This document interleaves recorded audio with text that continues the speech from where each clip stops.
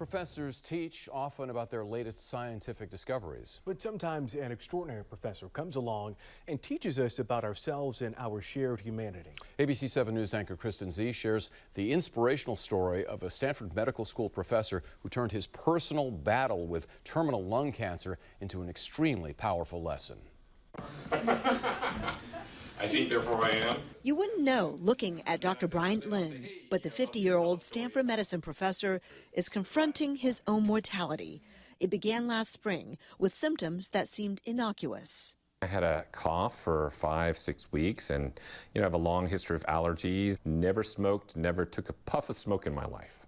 So when the test came back as stage 4 lung cancer that had spread everywhere, from his brain to his bones, it was shocking and devastating.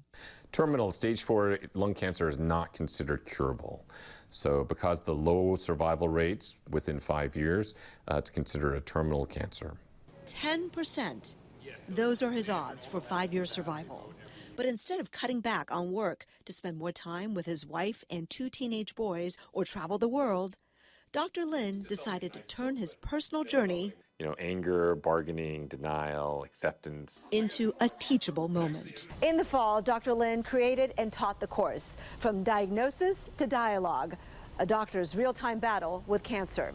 It took place over 10 weeks. The class was fully enrolled, and each lecture, the room was packed. Each week, Dr. Lin transformed his classroom into a living lab where he and other experts shared the science behind non-smoker lung cancer and the human side of battling it, highlighting spiritual support, mental health, nutrition, and caregiving. For that, he brought in his wife, Christine Chan, a Google manager, and his MIT sweetheart. All those information coming in, I literally felt I could not digest it all. No matter how tough the topic, Dr. Lin approached it with his trademark compassion and humor. asking for a friend, as I said to Heather. So what's on tap for that person, say 2 to 3 years down the line? When life gives you lemons, make lemonade. So I tried to turn a bad thing into something good. So I thought, hey, as a student, I would have loved to hear from somebody with a perspective, both as a physician and as a patient. Dr. Lin's class really taught me more about what it takes to go through the physician and the patient interactions, and their building that relationship from start to finish. Although that course is over, Dr. Lin's work is not. With therapy suppressing his cancer for now, but not forever, he's feeling good. He's teaching a different class this quarter. He just led a summit focusing on non-smoker lung cancer. And he's collaborating with hundreds of doctors through the Stanford Center for Asian Health Research and Education that he co-founded to improve health outcomes for Asian Americans. And his diagnosis has given us even more urgency to find a cure for this cancer that has affected him at 49 and has affected many people at very young ages, and it's a preventable death. The tumor mutation, this EGFR mutation, is much more common among Asians. So we don't know why this is the case. What he does know is, given the fact that half of Asian American women diagnosed with lung cancer have never smoked, screening guidelines are desperately needed.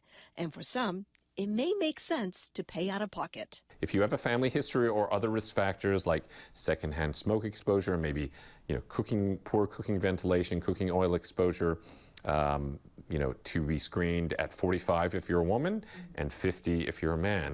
Dr. Lin is 50. He hopes continued investments in research and medical breakthroughs will allow him to see his sons graduate from college. Meanwhile, he's finding joy in playing the guitar, making pasta, and spending time with friends and family. What have you learned through your journey? To me, it's become more important to sit there and do nothing and just reflect and appreciate and have gratitude. The last session we had, I gave my version of the luckiest man in the world speech. For the past quarter, you've been hearing about the bad break I got, yet today I consider myself the luckiest man on the face of this earth. I've been at Stanford for almost 20 years and have never received anything but kindness and encouragement from my patients, students, and colleagues. Who wouldn't consider it lucky to have 2 healthy, happy sons who bring joy and laughter into my house? When you have a wife who's been a tower of strength and shown more courage than you dream existed. So I close in saying that I may have had a tough break, but I have an awful lot to live for. Thank you, and it's been an honor. At Stanford, Kristen Z, ABC 7 News.